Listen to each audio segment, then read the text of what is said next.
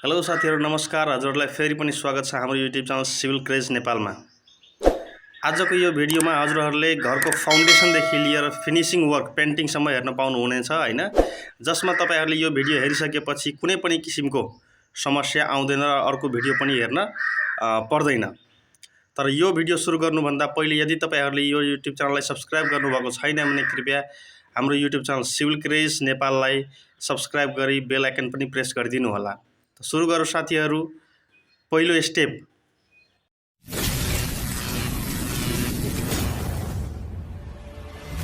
साथीहरु, सबभन्दा पहिले हामी कुरा गर्छौं घरको प्लानको बारेमा।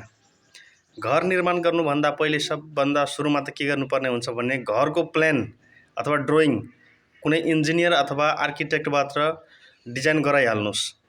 र त्यसपछि तपाईहरुले आफ्नो हिसाबले अब झ्याल ढोकाहरू हैन, अब कुनै कोठाहरू परिमार्जन गर्नुपर्ने छ भने त्यो रिभिजन गरेर हैन, त्यो पनि सबभन्दा सुरुमै गराइहाल्नुस्।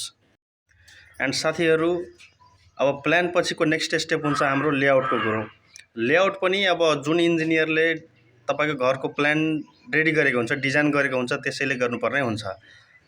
अर्थात् सुरुमा त हुन त लेआउट गर्दा थोरै खर्च हुन्छ, तर त्यो चाहिँ इन्जिनियरबाटै गराउनुस्। किनभने तपाईले ठेकेदारकै भरमा सबै कुरो छोड्दा तपाईले पछि गएर कुनै न कुनै अप्ठ्यारो पाउनुहुनेछ हैन, अथवा त्यस्तो कुनै गल्ती भेट्नुहुनेछ। त्यसैले साथीहरु, घरको लेआउट गराउँदा अनिवार्य इन्जिनियरलाई नै बोलाउनुस् हैन, र बारम्बार टाइममा तपाईहरु अब इन्जिनियरलाई बोलाएर घरको इन्स्पेक्सन चाहिँ गराउने काम गर्नुस् है त। एन्ड साथीहरु, अबको हाम्रो नेक्स्ट स्टेप हुन्छ एक्जाभेसनको। एक्जाभेसन गराउँदा हामीले अब जेसीबीबाट पनि गराउन सक्छौं र अर्को विकल्प हाम्रो म्यानुअली एक्जाभेसन पनि गराउन सक्छौं।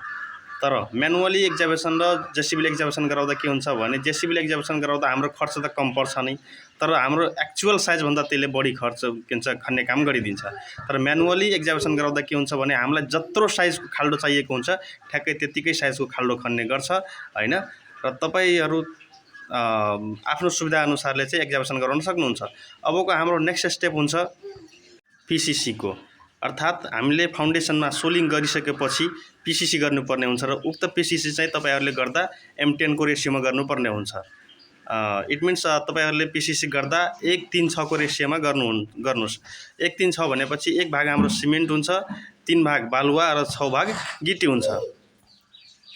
एन्ड साथीहरु, हाम्रो पीसीसी गरेको 12 घण्टा पछि हामीले कोलुमको मार्किङ गर्नुपर्ने हुन्छ हैन। त्यसपछि हामीले के गर्नुपर्छ भने मार्किङ गरिसकेपछि ठ्याक्कै त्यसमा जाली हाल्नुस् हैन, र जाली हालिसकेपछि त्यसलाई प्रोपर त्यो कोलुमको सरिया हामी राख्ने हैन, र राखिसकेपछि त्यसलाई हामीले प्रोपर रूपमा सपोर्ट दिनुपर्ने हुन्छ ताकि ढलान गर्ने बेलामा दायाँ बायाँ त्यो कोलुमको सरिया चाहिँ नसरोस्। र यसपछि हाम्रो आउँछ पेडेस्ट्रियलको वर्क हैन। साथीहरु, अब पेडेस्ट्रियलको काम गर्दा हामीले के ध्यानमा राख्नुपर्ने हुन्छ भने पेडेस्ट्रियलको कङ्क्रिटिङ गर्नुभन्दा पहिले हामीले प्रोपर रूपमा फर्मवर्कको काम गर्नुपर्ने हुन्छ, फर्ममा बान्नुपर्ने हुन्छ हैन, र त्यसको लाइन लेभल एकदम ठ्याक्कै मिलेको हुनुपर्छ है। त्यसपछि हामीले पेडेस्ट्रियल ढलान गर्ने। अब पेडेस्ट्रियल ढलान गर्दा हामीले जुन गिभन रेशियो हुन्छ त्यसैको रेशियोमा गर्नुपर्ने हुन्छ। एन्ड साथीहरु, अब हामीले पेडेस्ट्रियल ढलान गरिसकेपछि अबको हाम्रो स्टेप हुन्छ ब्याक फिलिङको। जुन हामीले फाउन्डेसन खनेका थियौं हैन, त्यसको ब्याक फिलिङ चाहिँ गर्नुपर्ने हुन्छ।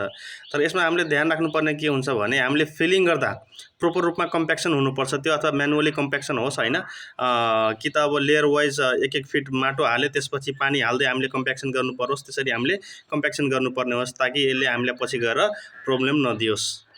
एन्ड आफ्टर ब्याक फिलिङ हामीले अब बीमको कास्टिङ गर्नुपर्ने हुन्छ साथीहरु हैन। तर बीमको कास्टिङ गर्नुभन्दा पहिले हामीले ध्यान राख्नुपर्ने कुराहरू के हुन्छ भने हामीले बीमको कास्टिङ गर्दा बीमको लेभल चाहिँ रोड लेभल भन्दा कमसेकम हामीले 2-3 फिट चाहिँ माथि राख्नुपर्ने हुन्छ। साथै अब हामीले रेन्फोर्समेन्ट हाल्दा गिभन डिजाइन ड्राइङ अनुसारले नै हाल्नुपर्ने हुन्छ हैन, र ढलान गर्नु पूर्व हामीले के गरौँ भने इन्जिनियरबाट कमसेकम एकचोटि चेक चाहिँ गराउनुपर्ने हुन्छ, र ढलान गर्दा हामीले प्रोपर रूपमा हामीले चाहिँ भाइब्रेटर युज गरेर कम्प्याक्सन गर्नुपर्ने हुन्छ। एन्ड साथीहरु, हामीले प्लिन्थ बीमको कास्टिङ गरिसकेपछि हाम्रो अब नेक्स्ट स्टेप हुन्छ हैन डीपीसी को। अब डीपीसी चाहिँ धेरैजनाको क्वेसन के हुन्छ भने डीपीसी चाहिँ कहाँ हाल्ने हैन। डीपीसी हेर्नुस् त, डीपीसी नामबाटै स्पष्ट छ हैन, ड्याम प्रुफ कोर्स। हामीले यो हाल्ने कहाँ त? अब हाम्रो यो हाल्ने कहाँ हो भने अब फिनिशिङ फ्लोर लेभलदेखि 1-2 इन्च माथि हाल्दा हुन्छ। यसमा चाहिँ हामीले कङ्क्रिटिङ गरेर बिटुमिन होइन, बिटुमिन चाहिँ हामीले युज गर्न सक्छौँ वाटरप्रुफिङ एजेन्टको रूपमा। यसले हामीलाई के गर्छ भने एउटा वाटर सिपेज हुनबाट बचाउँछ होइन, जसबाट हामीलाई प्लास्टर चाहिँ सुरक्षित रहन्छ, प्लास्टर ड्यामेज हुँदैन। अबको हाम्रो नेक्स्ट स्टेप हुन्छ साथीहरू कोलुम ढलान गर्ने कार्य। कोलुम ढलान गर्दा हामीले प्रोपर रूपमा अब कि त फलामको फ्रेमवर्क चाहिँ बनाउन सक्छौँ होइन, युज गर्न सक्छौँ, अथवा प्लाईको हामीले फर्मा हाल्न सक्छौँ होइन। तर ती दुईवटा फर्मा हालिसकेपछि हामीले चाहिँ प्लम्बले भर्टिकली होइन पर्फेक्ट छ कि छैन, ठिक छ कि छैन, त्यो चाहिँ हामीले अनुवादित चाहिँ गर्नुपर्ने हुन्छ होइन। अनि हामीले कोलुम ढलान गर्दा अब हामीले दुई तरिकाले गर्न सक्छौँ। पहिले ब्रिक वर्क गरेर त्यसपछि हामीले कोलुम ढलान गर्ने होइन, र अर्को हुन्छ ब्रिक वर्क गर्नुभन्दा पहिले हामीले चाहिँ अब कोलुम ढलान गर्दै। अब यसमा चाहिँ हामी दुइटै काम चाहिँ गर्न सक्छौँ है, छुट्टा छुट्टै। अब मानौँ न पहिले हामी जुन ब्रिक वर्क गरेर त्यसपछि कोलुम ढलान गर्ने त्यो पनि गर्न सक्छौँ, अथवा कोलुम ढलान गरेर त्यसपछि ब्रिक वर्क गर्ने त्यो पनि गर्न सक्छौँ। यसमा हाम्रो के हुन्छ भने त्यो अब कम्पोजिट स्ट्रक्चर भन्छ त्यसलाई होइन, जुन ब्रिक वर्क गरेर त्यसपछि कोलुम ढलान गऱ्यो भने त्यसमा अब एक आपसमा चाहिँ ग्रिप बन्छ होइन। तर अब पहिले कोलुमको ढलान गऱ्यो भने के हुन्छ भने यसमा हामीले काम चाहिँ छिटो छिटो गर्न सक्छौँ। अबको स्टेप हुन्छ साथीहरू हाम्रो अबको अर्को स्टेप हुन्छ साथीहरू हाम्रो अब ब्रिक वर्कको काम। हुन त अब कतिपयले के गर्छ भने कोलुम ढलान गरिसकेपछि सिधै स्ल्याबको काम गर्छ होइन। तर हामीले भिडियोमा देखाए अनुसारले हामी चाहिँ पहिले ब्रिक वर्कको काम गर्छौँ होइन, त्यसपछि चाहिँ छत ढलानतिर जान्छौँ है।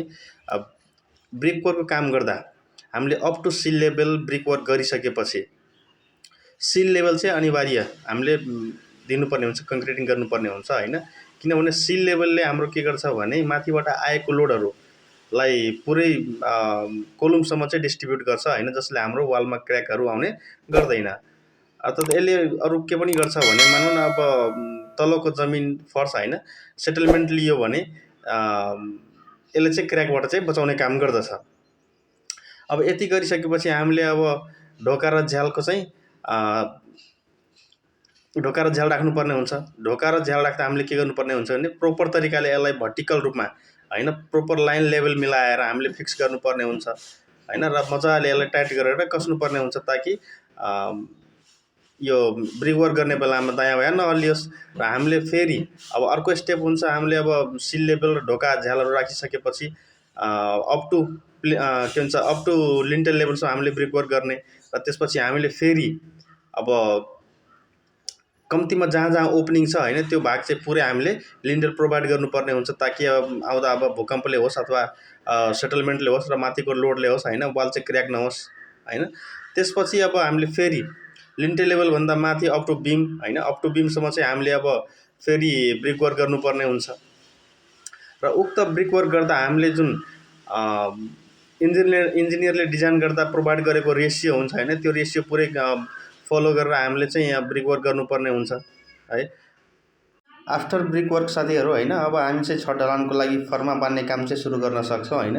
अब फर्मा बाँध्दा चाहिँ ध्यान राख्नुपर्ने कुरा के हुन्छ भने हामीले फर्मा बाँध्दा अब जुन पोस्टहरू राख्छौँ होइन त्यो चाहिँ प्रोपर भर्टिकल हुनुपर्छ र त्यो फर्माहरूको बिचको ग्याप चाहिँ धेरै हुनु हुँदैन, ताकि होइन यसले के समस्या हुन्छ भने अब धेरै ग्याप हुँदा पछि ढलान गर्ने बेलामा कङ्क्रिटहरू लिक हुन्छ होइन, र ती लिक हुँदा ब्लिडिङ भएर हाम्रो छतको प्रोपर होइन फिनिसिङ चाहिँ राम्रो आउँदैन।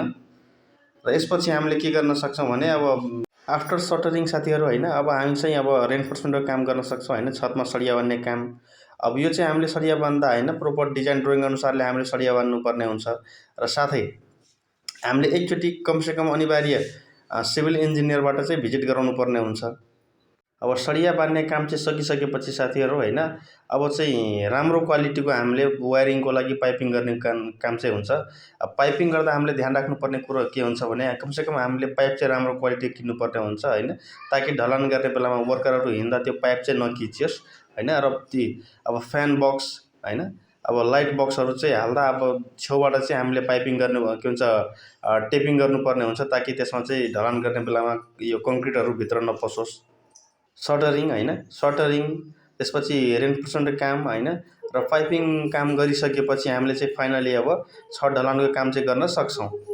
छत ढलान भन्दा पहिले नै हामीले गिट्टी बालुवा पानी र सरियाको व्यवस्था चाहिँ गर्नुपर्ने हुन्छ। त अब साथीहरू अब आउँछ हाम्रो छत ढलान गर्ने दिन हैन। छत ढलान गर्ने दिन हामीले सबभन्दा पहिले ध्यान राख्नुपर्ने के हुन्छ भने छत ढलान गर्दा हामीले प्रोपर तरिकाले चाहिँ कम्प्याक्सन त गर्नुपर्ने हुन्छ हैन, ब्यारोमिटर चलाउनै पर्ने हुन्छ। तर अर्को ध्यान राख्नुपर्ने कुरो के हुन्छ भने हाम्रो पर्फेक्ट रेसियोमा चाहिँ मिक्सिङ भएको छ कि छैन। एन्ड साथीहरू अर्को महत्त्वपूर्ण कुरो के छ भने हामीले अब हैन कमसेकम मेसन चाहिँ राम्रो राख्नुपर्ने हुन्छ, किनभने अब त्यस्तो राम्रो मेसन राख्यो भने कमसेकम उसले अब छत ढलान गर्दा पर्फेक्ट लाइन लेभल स्लोपहरू मेन्टेन गर्न सकोस् हैन। र छत ढलान गरिसकेपछि हामीले कमसेकम सानो कियारी बनाएर हैन कमसेकम त्यसमा अब 14-15 दिनसम्म चाहिँ पानी थन्काएर मजाले हामीले क्युरिङ गर्नुपर्ने हुन्छ। यदि हामी जाडो मौसममा हैन गढी मौसममा काम गर्दैछौँ भने ब्रिकवर्कमा पनि कमसेकम हामीले दिनमा 3-4 चोटि चाहिँ क्युरिङ गर्नुपर्ने हुन्छ। र यदि जाडो मौसममा काम गर्दै हुनुहुन्छ भने कमसेकम दिनमा 2 चोटि चाहिँ क्युरिङ गर्नुपर्ने हुन्छ, कम्तीमा 2 चोटि है त। अब स्ल्याबको काम सकिसकेपछि अब चाहिँ हाम्रो काम आउँछ प्लम्बिङको काम हैन। अब प्लम्बिङको काम गर्दा हामीले प्लम्बर चाहिँ एकदम एक्सपर्ट चाहिँ बोलाउनु पर्ने हुन्छ हैन। अब प्लम्बिङको काम गर्दा किचनमा होस् अथवा टोयलेट बाथरुममा होस् हैन हामी एकदम लेभल लाइन मिलाएर गर्नुपर्ने हुन्छ। यदि तपाईँहरूले अब एक्सपर्ट बोलाएर प्लम्बिङको काम गराउनु भएन भने पछि तपाईँहरूले चाहिँ अब त्यो समस्याहरू झेल्नुपर्ने हुन्छ। ठिक यसैको साथ हामीले इलेक्ट्रिकल काम पनि सुरु गराउन सक्छौँ हैन। अब पाइपिङ के भन्छ पाइपिङ त भएकै हुन्छ, वालमा चाहिँ हामी अन्डरग्राउन्ड हैन कटिङ गरेर चाहिँ वायरिङ गर्न सक्छौँ भने अब बक्सहरू हैन इलेक्ट्रिकल बक्सहरू पनि फिक्स गर्न सक्छौँ। त्यसपछि आउँछ साथीहरू प्लास्टरको काम हैन। प्लास्टर गर्नुभन्दा पूर्व हैन कमसेकम 2-3 दिन पहिलेदेखि नै हामीले वाललाई चाहिँ क्युरिङ गर्नुपर्ने हुन्छ हैन सधैँ, ताकि तपाईँले अब प्लास्टर गर्दा पछि गएर अब तपाईँको प्लास्टर चाहिँ ड्यामेज नहोस् हैन, प्लास्टर उक्किने बिग्रिने त्यस्तो नहोस् हैन।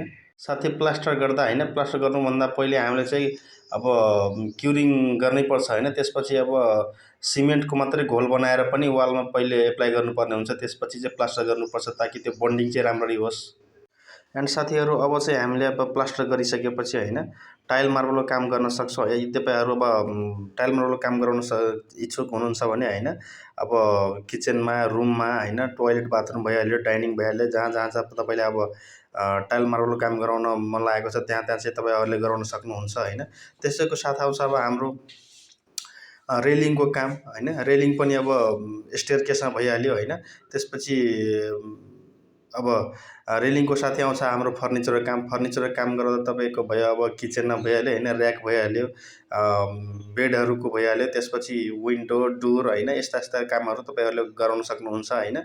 अब यसैको साथ आउँछ हाम्रो अब पेन्टिङको काम अथवा पुटिङको काम। एन्ड साथीहरू पहिले भनेअनुसारले अब स्टेप बाई स्टेप सबै कामहरू फिनिस गरिसकेपछि अब आउँछ पेन्टिङको काम हैन। साथीहरू पेन्ट अब सेलेक्ट गर्दा तपाईँहरू कुनै राम्रो कम्पनीको मात्रै पेन्ट सेलेक्ट गर्नुहोस् हैन, ताकि तपाईँहरूको अब घरको मजबुतीको साथसाथै राम्रो फिनिसिङ लुक पनि दियोस् हैन। त साथीहरू तपाईँहरूले अब सुरुदेखिको अन्तिमसम्मको जुन स्टेप मैले भन्दै गएँ हैन त्यो अनुसारले तपाईँहरूले यो स्टेपलाई फलो गर्दै जानुभयो भने तपाईँको घर बनेर फाइनली तयारी हुन्छ हैन। आशा छ साथीहरू तपाईँहरूलाई यो भिडियो पक्कै पनि मनपर्छ हैन। यदि मन पर्यो भने कृपया यो च्यानललाई लाइक सेयर सब्सक्राइब गरिदिनु होला हैन। हस् त साथीहरू अब भेट हुन्छ हाम्रो अर्को नेक्स्ट भिडियोमा। हस् त थ्याङ्क यू, नमस्कार।